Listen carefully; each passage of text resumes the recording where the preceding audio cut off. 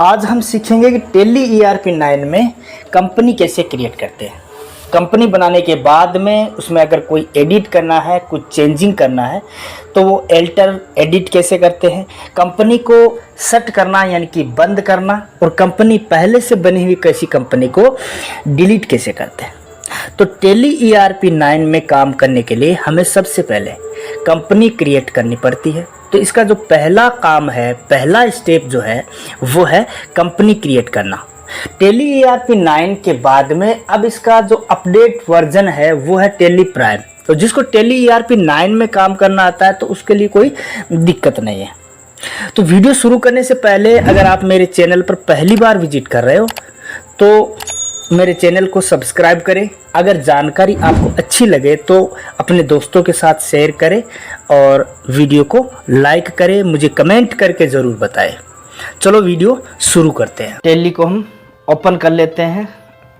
यहाँ पर double click किया और एजुकेशनल पर्पस से हम सीख रहे हैं तो हम W प्रेस किया, एंटर किया, सिंगल यूज़र, ये ऑप्शन टेली का खुल गया। अब देखो इसके 4 पोर्शन है। ऊपर से ये जो है ना, ये है टूल बार, यहाँ पर प्रिंट दिया हुआ है, export, mail, upload, soap, language, keyboard, control centre, support centre, help, ये तो है टूल बार। और ये दूसरा पोर्शन ये जो दिया हुआ है ये है वर्किंग एरिया, यहाँ पर हम काम करेंगे।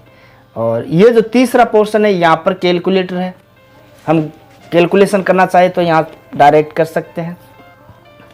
और ये जो पोर्शन दे रखा है ये है बटन बार, यहाँ पर जिस भी ऑप्शन को हम एक्टिवेट कर रखे हो उससे संबंधित यहाँ पर फीचर्स ओपन हो जाएंगे। अभी ये बंद है। तो अब देखते हैं हम क्रिएट कंपनी बनाना। तो यहाँ पर देखो क्रिएट कंपनी का ऑप्शन दे रखा है। इस पे आके हम या तो माउस से इस पे क्लिक कर दो या कीबोर्ड से एंटर प्रेस कर दो। यहाँ पर देखो यहाँ पर कुछ शब्द जो है वो बोल्ड कर रखे हैं अक्सर, जैसे यहाँ पर S बोल्ड है, L बोल्ड है, C बोल्ड है, B बोल्ड है, R बोल्ड है, Q बोल्ड है। तो इसका मतलब ये शॉर्टकट की है। यहाँ पर अब देखो C बोल्ड दिख रहा है तो हम कीबोर्ड से C प्रेस कर दे तो ये खुल जाएगा, ये विंडो खुल गई। ठीक है, अब यहाँ पर हमें कंपनी क्रिएशन है, यहाँ पर कंपनी बनाते हैं। तो डायरेक्टरी ऊपर दे रखा है C, फिर यूजर, फिर पब्लिक teli.erp डेटा। तो इसका मतलब ये है कि इस कंपनी के डेटा जब हम एंट्री करेंगे तो ये डेटा यहाँ पर स्टोर रहेंगे। ठीक है, इसको चाहे इस एड्रेस को चाहे तो हम अपने हिसाब से दूसरा भी लिख सकते हैं, ये बाय डिफॉल्ट आ रखा है। फिर यहाँ पर कंपनी का नाम लिखते हैं YSK एजुकेशन, जैसे कंपनी का कोई भी नाम लिख दिया हमने। और इसके बाद में आगे जाने के लिए टैब दबाओ या फिर एंटर दबा दो। ठीक है, मेलिंग नेम ये सेम ही आ गया। इसका मतलब ये है कि इस कंपनी की जो रिपोर्ट हम निकालेंगे, जैसे बैलेंस शीट है, ट्रायल बैलेंस है, इनकम एक्सपेंडिचर, जो भी रिपोर्ट निकालेंगे तो ये मेलिंग नेम में जो एड्रेस जो नाम हमने दे रखा है वो उस रिपोर्ट पे प्रिंट होके आएगा। बस एड्रेस में पूरा एड्रेस लिख दो आपकी कंपनी का।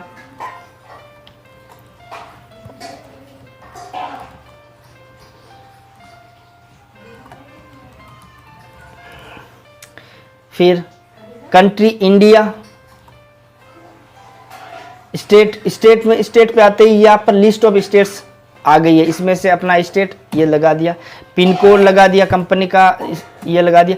टेलीफोन नंबर अगर है तो टेलीफोन नंबर लगा दिया, मोबाइल नंबर तो मोबाइल नंबर लगा दिया, फैक्स नंबर अगर कंपनी का है तो लगा देते हैं, नहीं है तो नहीं है, कोई बात नहीं। ईमेल है तो ईमेल लिख दो, और वेबसाइट कंपनी की वेबसाइट है तो वेबसाइट लिख दो। अब है financial year from, financial year 1 April 2000, financial year normally April से मार्च। ठीक है, किसी का जनवरी टू दिसंबर होता है लेकिन ज़्यादातर अप्रैल टू मार्च होता है। तो हम यहाँ पर 1 अप्रैल 2023। ओके, फिर है बुक्स बिगिनिंग फ्रॉम, इसमें फ़र्क है। फाइनेंशियल ईयर कहाँ से शुरू होता है वो लिख दिया, बुक्स बिगिनिंग फ्रॉम का मतलब है आपने एंट्री करना, हिसाब किताब रखना कब से शुरू किया है। तो हो सकता है 1 अप्रैल से शुरू किया हो या किसी दूसरी डेट से बाद से शुरू किया। जैसे मान लो कि हमने 1 अगस्त से हिसाब किताब रखना शुरू किया तो 1/8/2023। ठीक है, सिक्योरिटी कंट्रोल के लिए पासवर्ड दे सकते हो आप, जब भी इस कंपनी को ओपन करोगे तो वो पासवर्ड मांगेगा, फिर उससे ओपन होगा, नहीं दो तो कोई बात नहीं है। फिर आगे आ जाओ, बेस करेंसी इंफॉर्मेशन। यहाँ पर देखो बेस करेंसी सिंबल, जैसे ही हमने कंट्री इंडिया सिलेक्ट किया तो बाय डिफॉल्ट ये सिंबल आ गया।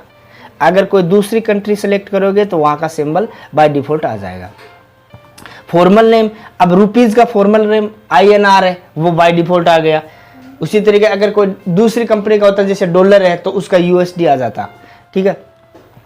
अब ये कह रहा है कि is symbol suffix to amount, यानी अमाउंट जो भी इसमें हम एंट्री करेंगे तो अमाउंट से पहले सिंबल है रुपीज़ का वो आना चाहिए। अगर आना चाहिए तो हम Y दबा देते हैं, और अगर नहीं आना चाहिए तो नो पड़ा है, ठीक है।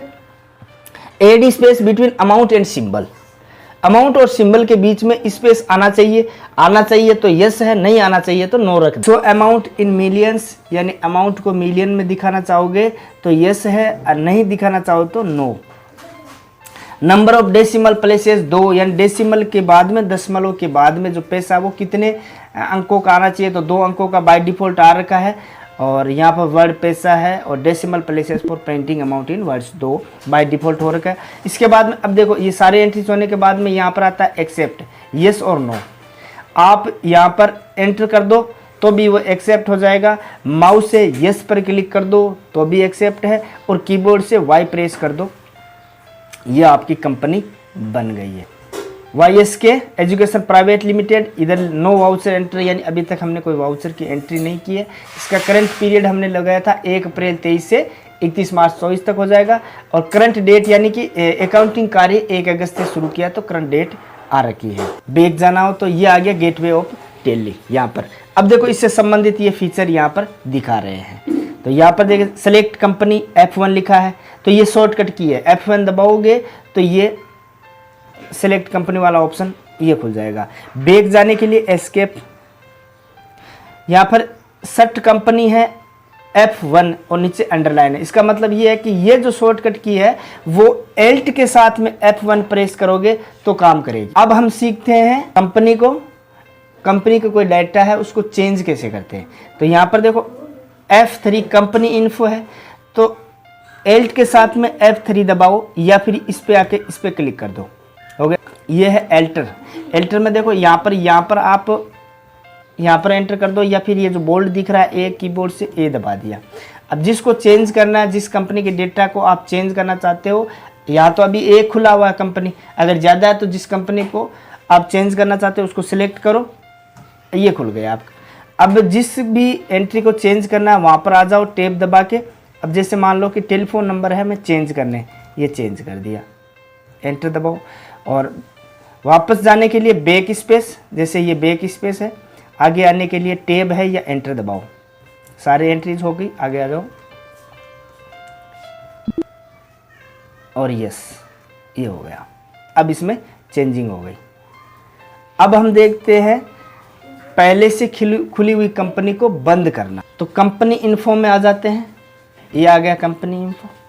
यहाँ पर देखो सट कंपनी, H बोल्ड है तो आप H दबा दो, या फिर इसी पे माउस से क्लिक कर दो। अब इसको बंद करना है तो इसको सिलेक्ट करो, ये बंद हो गई। यहाँ पर देखो अभी ये बंद है। अब देखते हैं हम पहले से कोई बनी हुई कंपनी है उसको डिलीट करना है, तो डिलीट करने के लिए कंपनी इन्फो F3 यहाँ पर आ गए, और एल्टर वाले में A में आई, A दबाया, ये हो गई।